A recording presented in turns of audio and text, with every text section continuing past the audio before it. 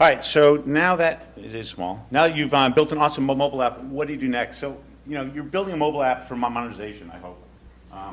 Some people aren't. Their voice is going to be bad. Okay, so you're building a mobile app for monetization, hopefully. We build at Newstex mobile apps for a lot of SI members, and they're focused on a couple different things, but everybody at the end of the day either wants eyeballs or monetization. So I'm going to talk about, you've now got an app, what do you do? And Barry asked me to kind of go through all this. On the app stores, there's really 5 app stores you got to worry about. It's really funny. Nobody here's been talking about RIM. And I know a lot of people here care about RIM. So RIM has an app store. They have a product. I know, but they're still out there. We still have clients who want to do RIM. It's not really there yet, but we'll talk about that in a second. So really, there's Apple, there's Amazon App Store, there's Google Play, which used to be Android Market, there's the BlackBerry Store, and there's Windows Mobile Store. Those are kind of the big 5 stores. And depending on what you rendered your app in, depends on what store you end up in. If you pointed for Apple, you're going to have the Apple Store. If you want it for Android, you can go into the Amazon Store or the Google Play Store. But let's really 2 stores matter, which is Apple and Amazon. I'll talk about that in a second. But let's take a look real quick. We're going to play a quick video. We'll see if this works, because it's really small. If you don't have an iPhone, you don't have the App Store. So you don't have the world's largest selection of apps that are this easy to find and this easy to download right to your phone. So it can be almost anything, like a boarding pass, or do almost anything, like pay for your coffee. Yep, if you don't have an iPhone, well, you don't have an iPhone. Okay, so very simple. We've all done it. No big deal. Everyone in the room's got an iPad. Very simple to buy, which is the beauty of the Apple Store. So now if we look at the Google Play Store, which is their second attempt at doing a store, here's a quick little video that talks about the Google Play Store. There's a new place to find all the best Android apps. Introducing Google Play. Install an app from the web and send it to your phone or tablet automatically.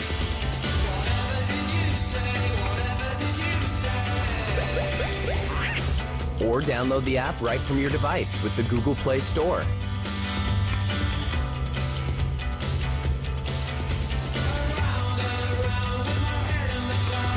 Because Google Play makes Android apps available anywhere so you can enjoy them everywhere. Now what's interesting is they started that video with installing the app Play. from a website. Visit play.google.com. See, we have a URL. Kind of interesting with Google. Everything's kind of starting from the website and going towards mobile. So now let's look at Amazon. This is fun. Hi, I'm Paul Hochman, and welcome to the new Amazon App Store for Android. Are you worried about getting started? Well, don't. It's easy. Just follow me. There are only 8 simple steps. In fact, fewer than 30 seconds stand between you and thousands of apps for Android. Not to mention a great paid app for free every day, and the ability to test drive select apps, get recommendations, and buy using Amazon's secure one-click payment technology. And for all that, you only have to do this once? Well, let's go. First, open Settings. Click Applications. Now, if you see that the Unknown Sources box is not checked, click Unknown Sources. An attention note will appear. Click OK. Nice work. A green check mark has popped up in the Unknown Sources box. Now, if you notice that the box was already checked, that's okay. Now we're all together. Enter your phone number or email in the text box on Amazon.com. Okay, did you just get a notification from the Amazon App Store? Well, click the link, and the App Store app will now download to your device. Open your notification and click the link. Click Install, click Open, and that's it. Sign in with your Amazon account information, and you're in. It's an happy day, wouldn't you agree? I'm Paul Hochman. Enjoy the Amazon App Store for Android. Ooh. Now, to be fair to Amazon, if you bought a Kindle Fire, it's pre-installed, so you don't have to go through that. But it just gives you the problem that everyone's having to deal with out there. And guess what? Why does Apple have the largest amount of apps in their stores? They're selling, and it's easy to buy, which is the important part of this. So you see right now, I think in January this year, we hit 1 million apps between all the different stores. Apple last year went from about 300,000 to about 600,000. The Android stores went from about 100,000 to 300,000. What's interesting is there's an average of about 2,000 apps being uploaded every day, more during the holidays. So 2,000 new apps a day are being uploaded to all the different stores. So there's a lot of activity going on out there. What's even more interesting is you look at, this comes from a company called Flurry. In February, for every dollar generated on the Apple App Store, 89 cents was generated on the Amazon store and 23 cents on the Google store. So it's interesting. The Kindle Fire's driven a lot of app buying, and apps in this study includes music and movies and TV shows and everything else. So there's a lot going on. But Apple's clearly dominant, and Amazon, because they have a store, is kind of heading in second. So from developing your app and monetizing it, you got to be aware of getting paid. So Google and Apple pay developers 70%. And everybody in publishing always whines to me about the 30% tax that they have to pay to Apple. But it does include all the credit card processing, currency exchange, and they manage all the international issues with that and everything else. So your app is in the world, and they also deal with all the privacy issues as well. So there's a lot of benefits for Apple, and they make some money out of it as well. Amazon's sort of more interesting. They pay 70%, they pay 30% as well, but they have a guaranteed 20% of list price because they have the ability to give your app away for free without your permission or put it on sale. Just let that settle in for a second. So they basically can do it if they want. Your app could be on sale one day and you wouldn't even know it. But they guarantee you 20% of your list price at all times. So another reason to think about which store you go into, depending on the terms. So let me walk through a couple of different business models that there are for apps. PR Newswire is one we developed. Everybody knows them here. They want their app to be free because they want distribution. They want everybody to read their press releases, so their model is make the app free. So it's a single click, you download the app, and away you go. And they've had a tremendous response to this app, so that's one model. The other model, which is we've all know, is you pay once. Believe it or not, I couldn't believe this, but 60 Minutes is the #1 news app in the App Store. I was shocked. I can't remember the last time I watched 60 Minutes, but it is the #1 app. $4.99, one-time purchase, you buy, and you're done. So it's a pretty straightforward purchase. In-app advertising, Google's pushing it, Apple's pushing it, a company called Millennium Medium's pushing it. If you look at the stats, about $500 million last year in revenue from advertising versus $31 billion on the web. It's just not there yet. And a lot of people complain about the advertising, primarily because of the small screen on the iPhone. The ads take a lot of space, they get in your way. So it's going to go up, there's no question about it. Google's a leader in this right now, but it's not like wildfire right now. Another model is in-app purchase. Another one of our clients, LexisNexis, this actually just launched a little while ago. You can go in and buy this app on a subscription basis, 3 months, 12 months, and you can also start with a 2-week trial. When you do the 2-week trial, you get pop-up offers enticing you to buy 3 months or 12 months, then the 2-week trial ends. And this all uses Apple technology for in-app purchase. Amazon has in-app as well, and so does Google. When you go to do that purchase, you click buy, and you're enter your iTunes account like you normally do, and you're done. Very simple process. You do pay your 30% tax to Apple, but it's a very simple sale. Newsstand. So this is really geared for periodicals. What I didn't mention about the in-app is it's not an automatic renewal. Every time someone gets done with their 3-month or 12-month, you have to entice them to rebuy again.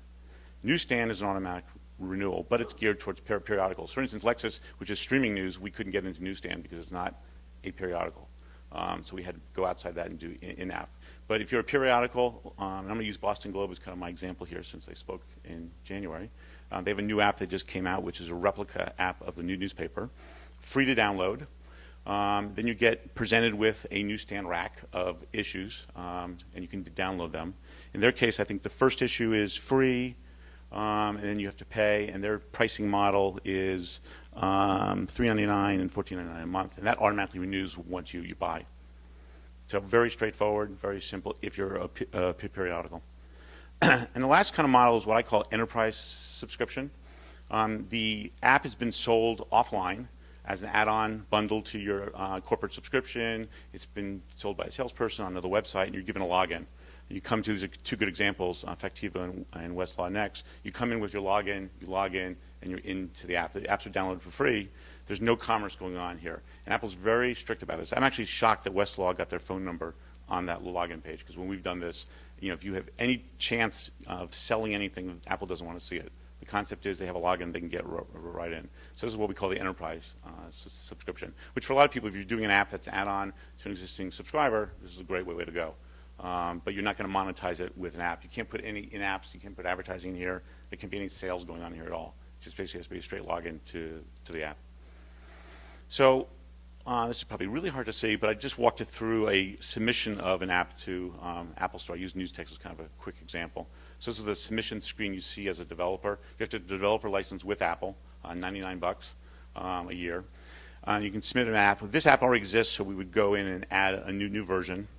There's a lot of metadata that you can stick into the app in terms of descriptions, support URL, marketing URLs, support contacts, etc. So it's all information that has to go in there. Keywords are really important because that affects searching within the iTunes Store for discovery, just like you do with any sort of SEO. This page is every single store in Apple you can choose to be in or not be in every country. And you can have a different language for every store as well. And you can also have something called EUL, End User License Agreement. You can default and use Apple's, or you can create your own. I warn you, if you create your own and you let your lawyers go wild, you'll never get your app approved. Pretty much ever. We tell our clients you have to go with Apple's EUL and you have to go with privacy. If you're doing in-app too, it gets even harder to get your own EUL approved. And let me tell you, you really don't want to have your law firm, your corporate lawyers getting involved trying to bastardize Apple's and doing it for 70, 80, 90, however many countries they're in right now. So we recommend you always go with Apple's. Other people do it. It takes a long time. Images are really important. People, I think, look at apps based on the images they see. Make sure you have high-res ones for the iPad. If you have an iPad 2, you really need an iPad 3 because you have to do high-res graphics and screenshots. And the Amazon process, just to give you an example, is pretty much the same thing. They sort of copied Apple. Same kind of information, what you don't want to do. So what happens next is you submit your app, and you get this nice little email from Apple saying, you submit your app, and now you wait, and wait, and wait. And usually 5 to 10 days in our experience. During holidays, it's longer. We've had one app as long as 4 weeks it took before we got this next email saying it's in review. So now someone's looking at it, physically looking at it. And I absolutely wonder where all these people are who are reviewing these apps, because there's got to be tens of thousands of them with the volume of apps that are going on.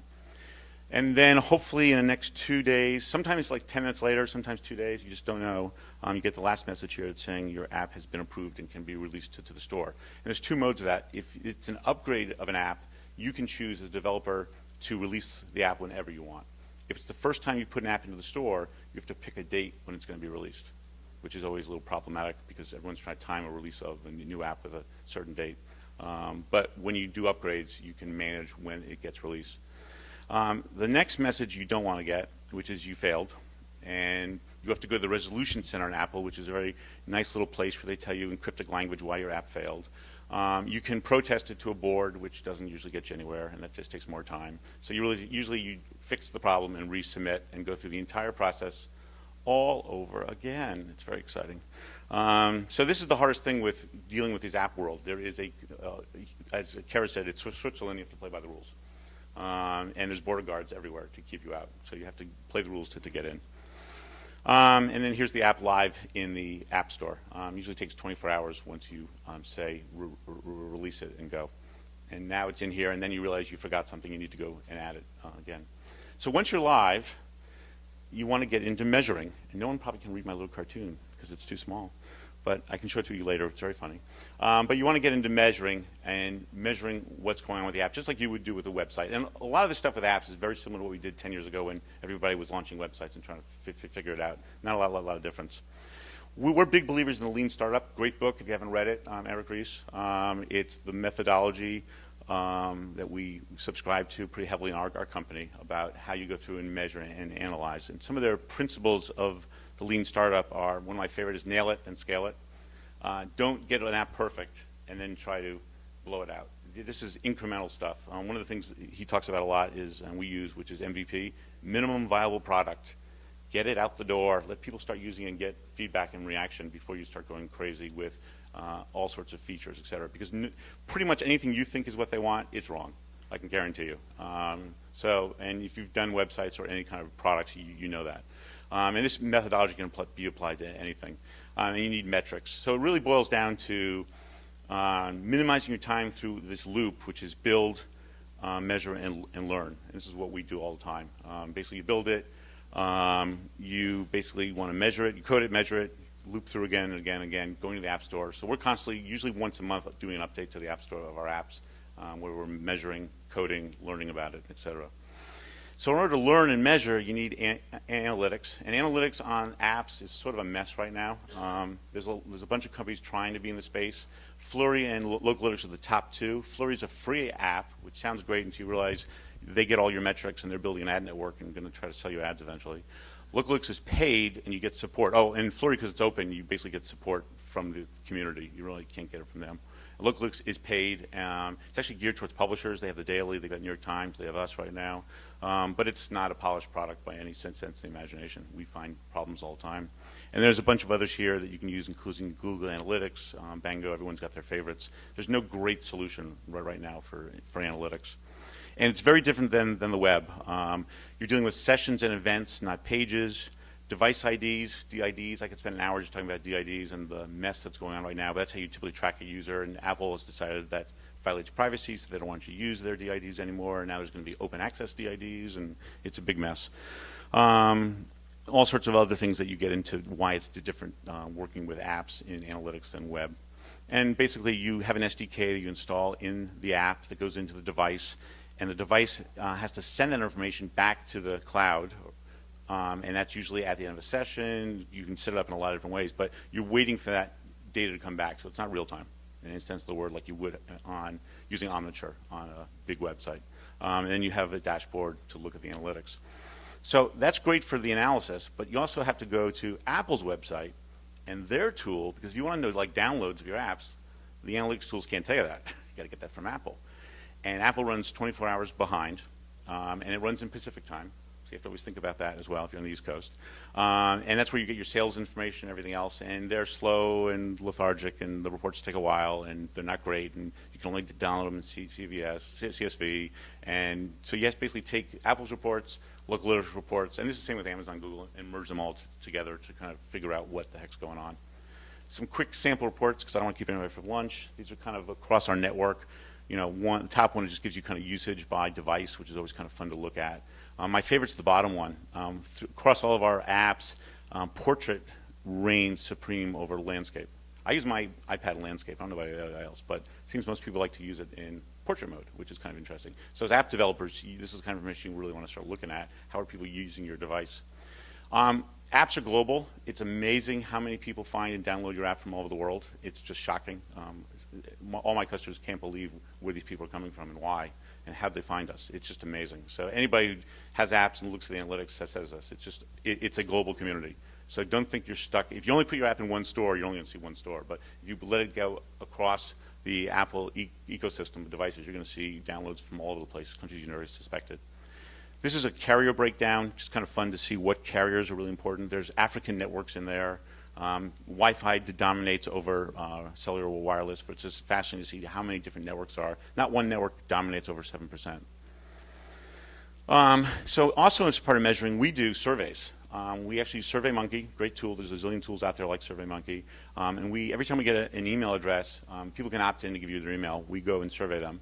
And then we ask them in the survey, would they like to be interviewed for a follow-up interview? You'd be shocked at how many people say, yeah, call me.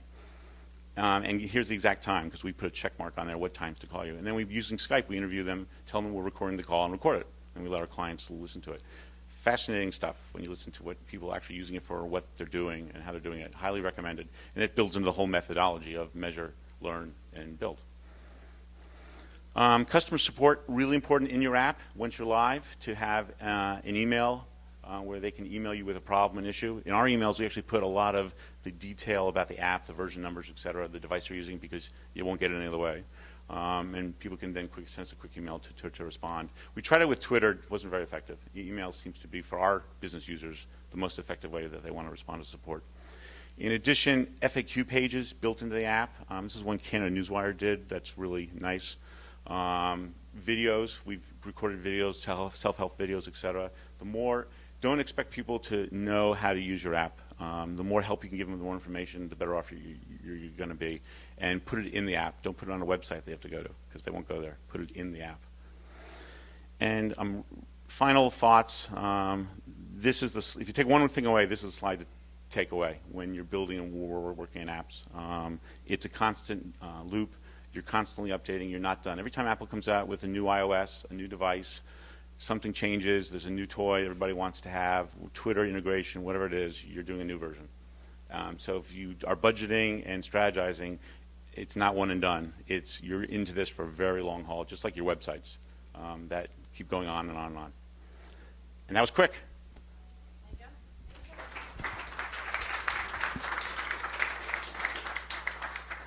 Any questions? I guess not.